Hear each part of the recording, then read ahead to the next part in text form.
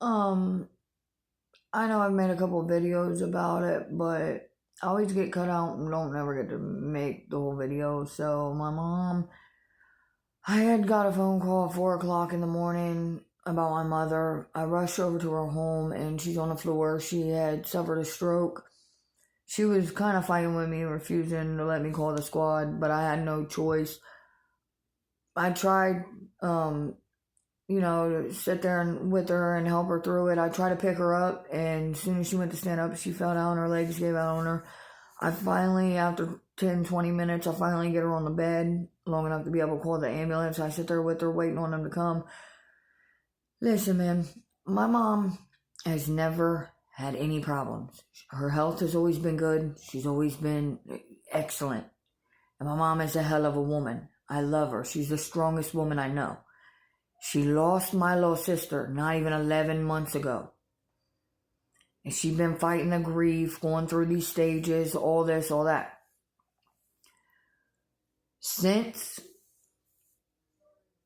this stuff's been going on with my son, it's been stressing me and my mother out. I've been under a lot of stress. One of my neighbor people had pulled me to the side the other day and was like, "Harley, can I speak to you for a minute?" And I'm like, "Yeah, sure." He's like, "I just wanted to see what was up with you and if you was okay." He's like, "I noticed you've been losing a lot of weight." It's because I'm stressed. I'm not eating. I'm not really sleeping like I'm supposed to. My mom's not been able to eat since my kid's been in jail. She's stressed. Like, these people are doing all this foul, corrupted shit just for money, bro. They're killing my mom for money. And not one of them are going to feel bad about it. Not one of them is going to be like, "Well, we think since the mother's been clean, for 10 years, why not let's give the mother a chance since the grandmother's in the hospital and can't be there for the child right now. Why not let's give the mother a chance with the child and see how she does? Instead, let's just harass the mother, discriminate against the mother, violate the mother's civil and constitutional rights, violate the 14th Amendment for the mother. Oh, but hold on, that's not it. Let's stress the grandmother out. Keep continuing to charge the grandmother with a contempt of court when she's doing everything she's supposed to. And some. Even though she lost her daughter not even almost 11 months ago, let's make sure we send CPS in her home to destroy her whole family. Let's make sure, even though her grandson is innocent, we keep him in jail because we know how it stresses her out and how sad the family is. I hold back so many tears every day and in each and every one of these videos over this. This is insane, dude. I don't understand. And I speak on it, I get told I'm not allowed in the courtroom. I speak on it, I get told I'm not allowed around my son because I speak on it. First off, there's a such thing as freedom of speech. Second off, how is it my father that lives next door can come over here to my mother's house, just open her door, demand whatever the fuck he wants from her, threaten to beat her up, nonstop threaten to put his hands on my son and beat my son up and make sure my son gets removed up out of this home and cause all these problems, and then target my son on the 8th of last month from 10 a.m. until 9 p.m. And there's multiple witnesses, multiple messages that I've had people send me and screenshotted them and sent them to the attorneys. There's multiple witnesses that was there that all said the same thing. This kid was being hit by his own grandfather. This kid was being targeted. He didn't do anything.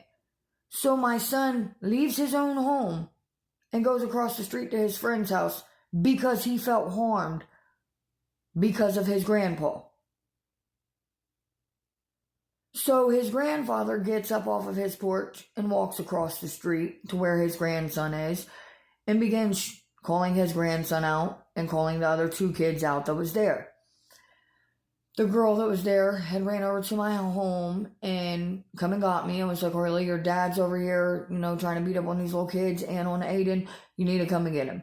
I come over here, made my dad get back home. I told him, Dad, you're not going to put your hands on these kids. What are you going to do? He kept threatening me with a stick, kept threatening to break my son's nose, said he was going to bite my son's nose off. He was going to break my son's jaw. He did kick my son in the chest, did kick my son in the face. And then he comes back home. So my son leaves from where he was at and goes down to the field by my house. My dad gets off of his porch and follows my son and his friends down there to the field.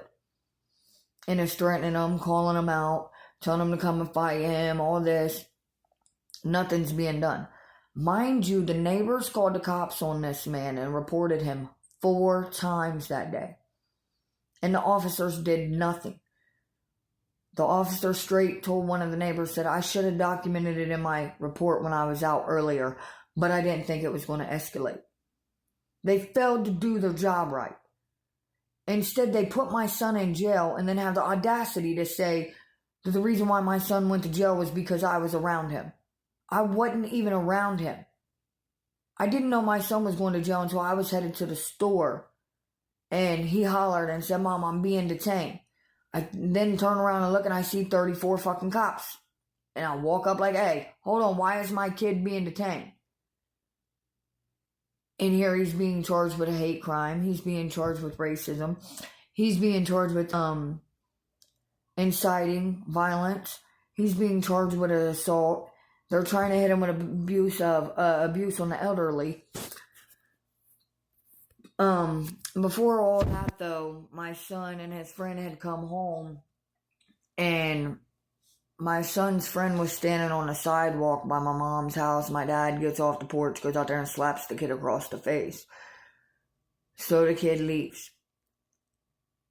My son's other friend, Jeremy, comes, and my dad's sitting there talking about this kid's mom, like dogging her and everything.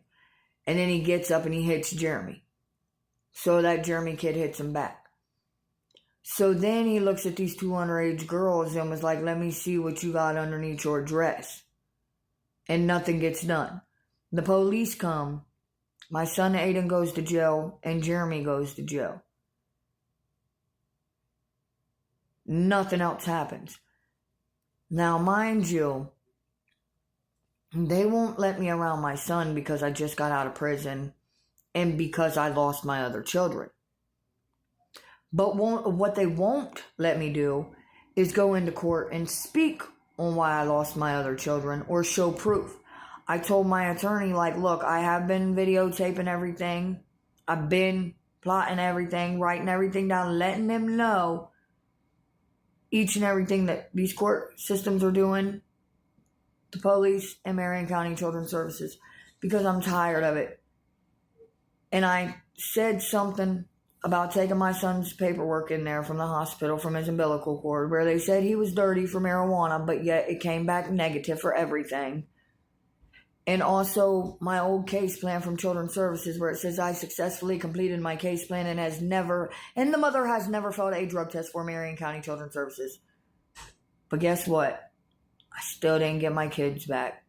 Thanks to Jerry Whaley and Angela Wendell.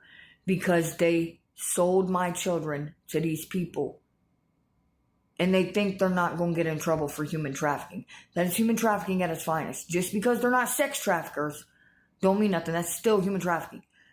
You paid a doctor to falsify paperwork.